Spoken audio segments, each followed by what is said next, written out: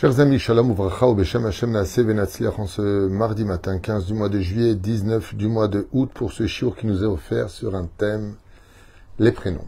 Vous êtes très nombreux à m'appeler souvent pour les prénoms. Est-ce que vous avez fait ce prénom pour les caractères et surtout le nombre incroyable de messages de remerciements, parce que beaucoup parmi vous ont reconnu leurs enfants, leurs frères, leurs parents ou leurs amis à travers les caractéristiques des prénoms que nous définissons selon plusieurs sources de référence, comme c'est marqué ici, le secret des lettres selon la Kabbale, des noms, de leur signification, et ainsi de suite.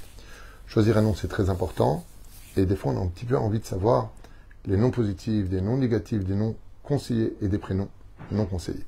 Donc aujourd'hui, les deux prénoms que nous allons partager ensemble pour ce cours qui nous a offert par Dan Usan, pour une bonne délivrance et un beau bébé, si Dieu veut, en bonne santé, pour Rivka Usan Bat Sarah, à qui on souhaite tous les bonheurs du monde, l'Edakala, Bracha Revacha Batzlacha Bechol Maseadea, et ainsi que pour la protection de Kol Chayalenu Bezrat Hashem, que Dieu les protège, tous ceux qui sont en Milouim, la Refoua Shlema de tous les malades, de tous les Chatoufim, les otages, ou freine pour toutes les personnes blessées aussi.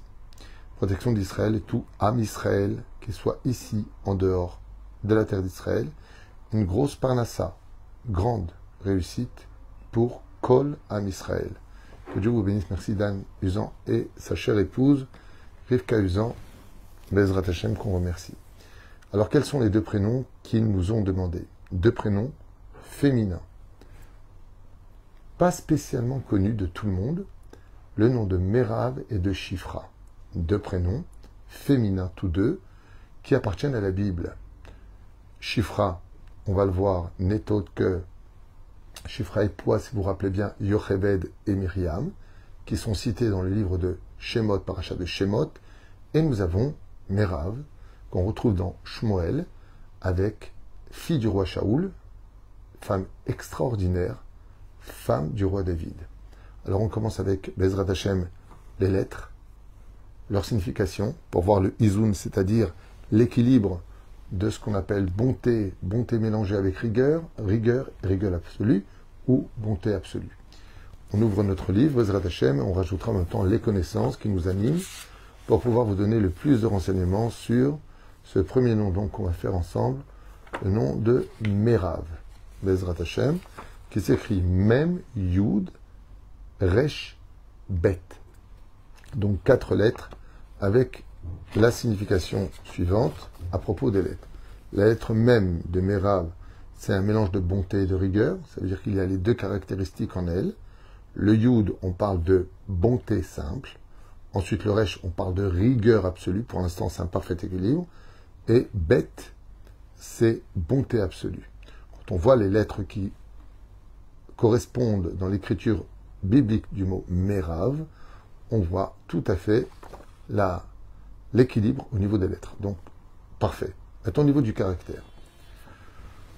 Alors, Merav, c'est un nom que j'aime particulièrement. C'est le nom de la femme de mon Rav, qui s'appelle Rabbanit Merav, qui est une femme exceptionnelle.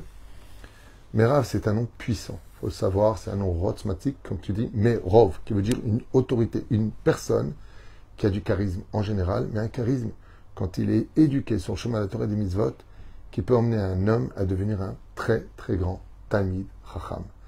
Le problème de ce prénom, je vous le dis à l'avance, c'est qu'il doit apprendre à juger les kafsrout avant de commencer à ouvrir sa bouche. Merav, c'est un nom très spécial, très puissant, mais qui doit toujours prendre du recul parce que son intelligence est assez fulgurante. Elle analyse, elle est très forte. Elle a une personnalité assez exceptionnelle. Maniga, en général, sont connus pour être des leaders, très fortes intellectuellement, matures assez vite. Comme je vous l'ai dit, elle doit juger du bon côté, mais autre Chachama, Vepikrit. Achat sheyesh ba chochma bidvuna. Nos sages nous disent, ce prénom-là possède les caractéristiques d'une personne qui a beaucoup d'intelligence et de distinction des analyses. Argasha ou vinat lève les cholanaasa misaviv, et elle ressent tout ce qui se joue autour d'elle. Elle a un sixième sens très développé. Margisha viodat et tzorech asha. Elle sait faire la distinction selon les besoins et les moments. Et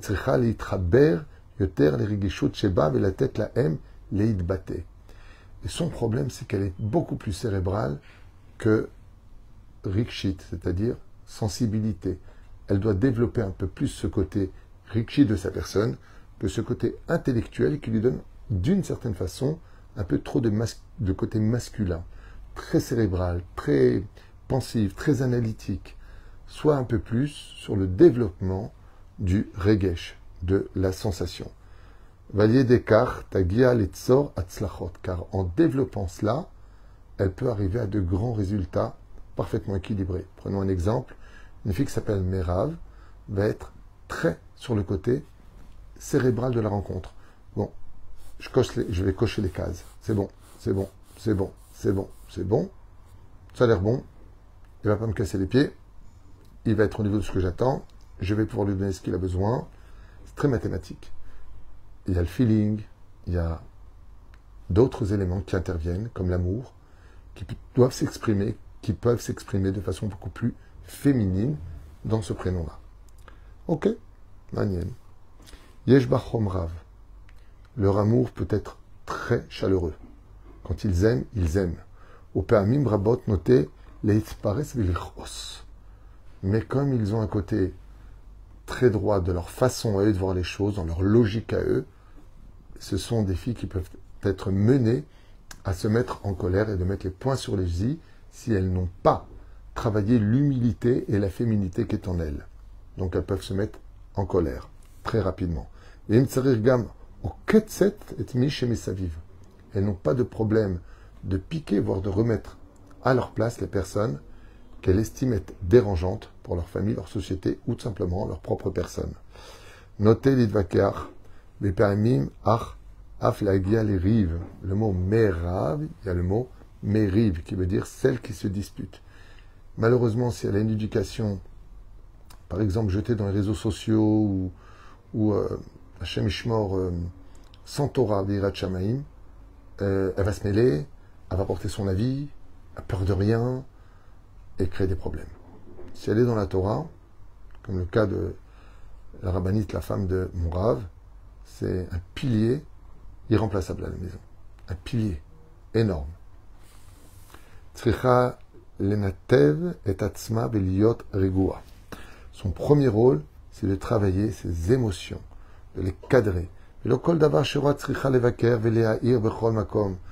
pas que Dieu, à sa force très développée de l'analyse, remettre chaque chose en question, rediscuter de chaque moment, de chaque chose qui a eu lieu, que ce soit dans le travail, dans la famille, dans la société, dans l'éducation. Zelotavkida, car des fois elle prend le rôle qui n'est pas le sien. Vekrach, lo teyatzer laem oivim vesonim misaviv, asher enam muchanim lakshiv lechol ayarot, car pas tout le monde est prêt à recevoir constamment des remontrances. Et quand on s'appelle Merav, on aime bien faire des remontrances. Gam imlo chalkan nechonot. Même si des fois les remontrances n'ont pas toutes justes, à plus forte raison. Il faut qu'elles prennent beaucoup de recul. Ce que je vous disais, apprendre à jouer les kafsrout, travailler ce côté féminin. Haïkar, za shalom. Et de comprendre que dans la vie, même si on pense tout le temps avoir raison, il est bon de dire que le shalom est une priorité. Achat shemechuberet lechomriyut. Elle aime le monde matériel. Chol davar shevetzura v'gashmiut gdola. Tout ce qui est même artistique ou tout ce qui touche à ce qu'il y a de très beau, elle aime. Et elle peut arriver à de grandes œuvres dans ce monde.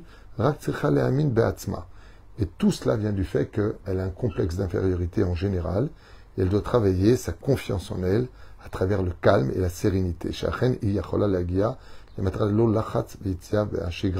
Et donc elle peut arriver à de grands résultats sans pour autant se stresser et mal vivre les choses. Achat Maasit, c'est une personne qui aime agir, qui aime faire, Yotzeret ou Bona, qui aime créer, qui aime transformer, Tamid, Nimtzat Betnoa, qui aime bouger, qui aime voyager, Mimakom le Makom Bechol Shah, voire même à toute heure. Mizda'a Imar Briot, elle sait très très bien aussi se confondre dans la société des personnes qu'elle rencontre, et Kshenit Kelet, O Shomat Al Anashim, Dalim, Miad Mishtadelet Avuram. Donc dès qu'elle rencontre des gens qui sont miskinim, qui sont dans le besoin ou des personnes qui sont démunies, elle interviendra tout de suite pour eux du mieux qu'elle puisse, car elle a un cœur, surtout quand elle peut aider, quand elle sent qu'elle se devient utile, alors elle dévoile un côté féminin de sa personne qui peut nous manquer souvent dans la journée. Yeshba Meshicha Leruach HaTorah. Du côté spirituel, elle aime tout ce qui est spirituel et profond. Shema mitraberet umevina veyechola aliede atmada lagia betrum zelatzlacha gdola. Et si elle devient par exemple prof de Kodesh, qui est le cas de la rabbinite Merav, eh bien, Matan Srara Betsida. Elle peut arriver à des enseignements magnifiques et rapprocher des centaines de filles vers la Torah, car elle est très analytique et très claire dans sa façon de parler.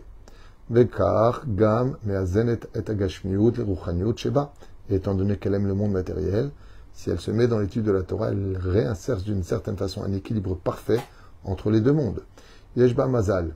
En général, les filles qui s'appellent Merav ont du Mazal, Vegam, Efsharut, Mikoch Torah. Surtout si elles se mettent dans la Torah, l'idée Atzlachot, d'avoir un Mazal qui les emmène vers la réussite, mamage des plus de très très bons projets. Afalpi chez Yatzma Enam Amina, même si elle-même, des fois, a du mal à croire elle-même, on dit bien, en ses propres projets, Ar'im Tiskor, et Evra Shalacha Veolechet Bedarka Shel Torah, Ad Ata Vadai Shekatzra Atzlachot. Et donc, si elle pense réussir sans l'aide spirituelle, sans la sagesse des autres, d'où l'importance pour une fille qui s'appelle Merav, de toujours demander à des hommes très sages en Torah ou des femmes très sages, Bezrat Hashem en patience, avant d'agir pour être certain que leur côté un peu trop intellectuel ou un peu trop avancé prennent conseil avant d'agir. Et ce qu'elle doit le plus travailler, c'est sa Emouna en Dieu Barach, et comprendre que tout vient d'Hachem, sauf les erreurs qui sont en dehors de la Torah, et donc travailler un côté plus simple de sa personne, une Emouna Tmima. Et c'est pareil pour la maison, de laisser les choses se faire des fois d'elles-mêmes, pas tout le temps d'être derrière comme un gardien.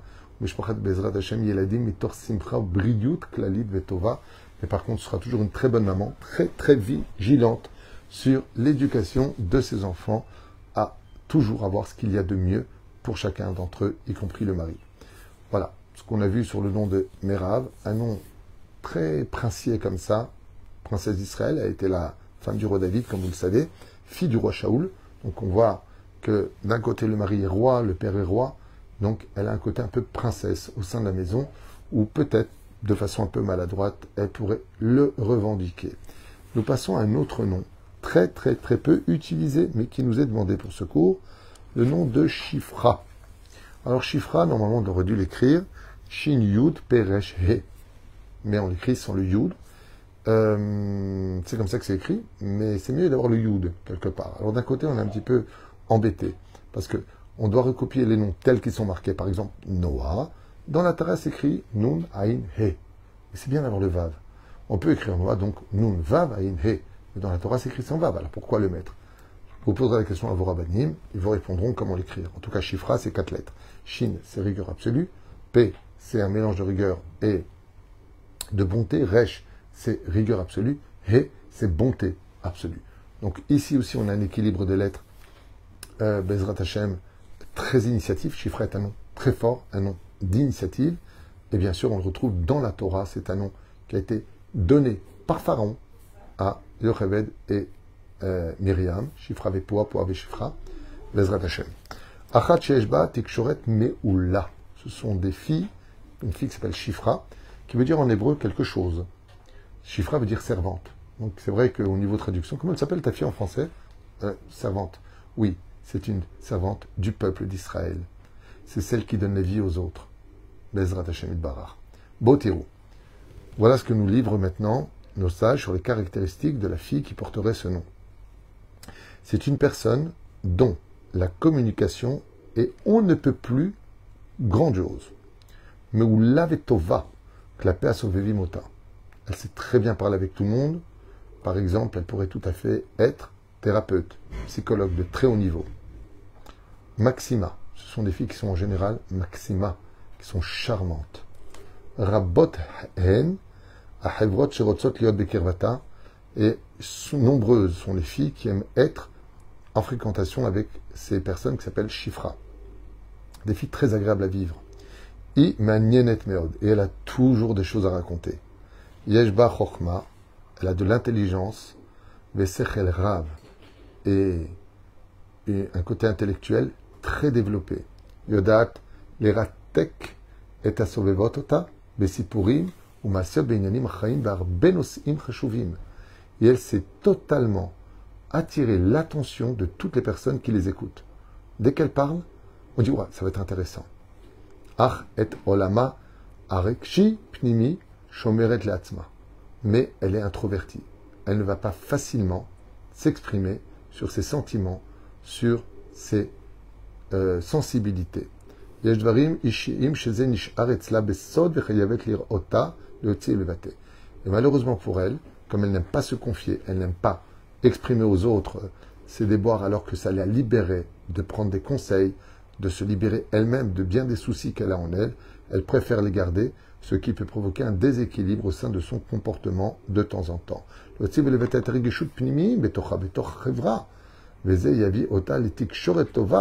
elle pourrait améliorer ainsi donc encore plus sa communication avec les autres, c'est qu'elle va écouter les autres, elle va leur répondre, mais en ce qui concerne elle-même, elle va éviter de se confier, sauf si elle a une totale confiance ou de l'estime chez ceux qui l'écoutent. Ça veut dire que si elle parle à quelqu'un pour ça me parler, ça ne l'intéresse pas.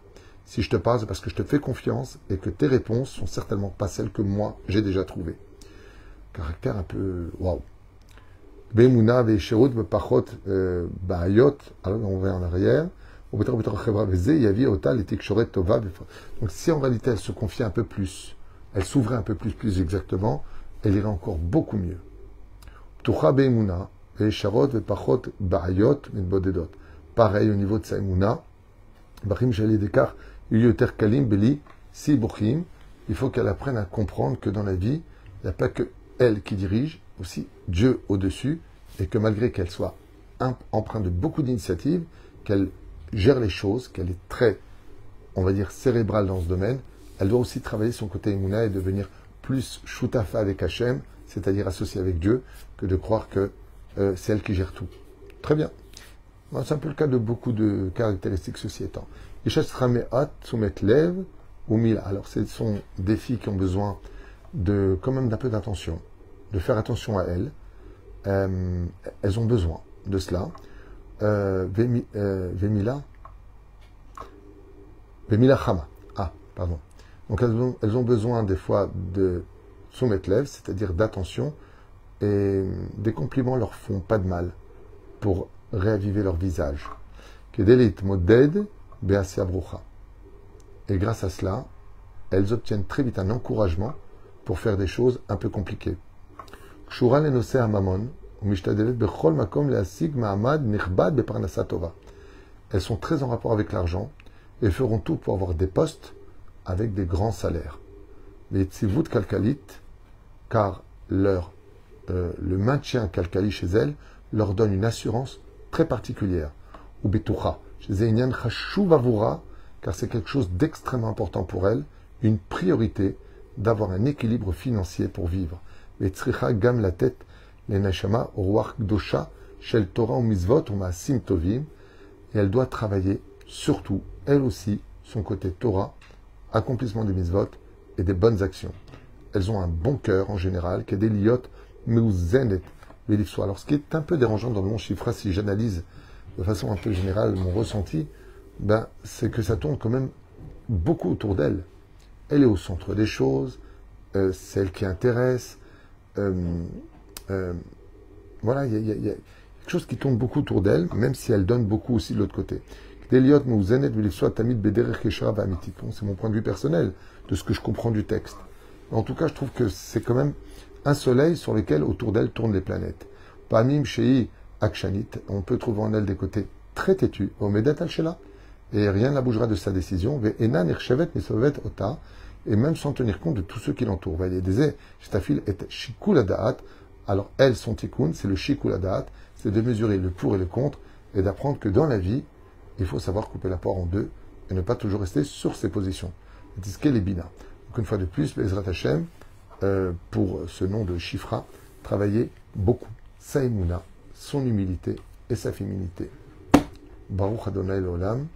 Amen v'Amen. Conclusion, Michal, Merav, tous ces noms-là sont des noms bibliques. Shifra, on vient de voir. Il y en a plein d'autres. Si vous avez des prénoms, vous voulez acheter un cours, Bezrat Hashem, on les partagera avec vous. Tout est référencé. Bezrat Hashem, sauf à cas d'exception, comme je le dis souvent. Tout ça, c'est valable pour une éducation normale, sans anomalie ni pathologie.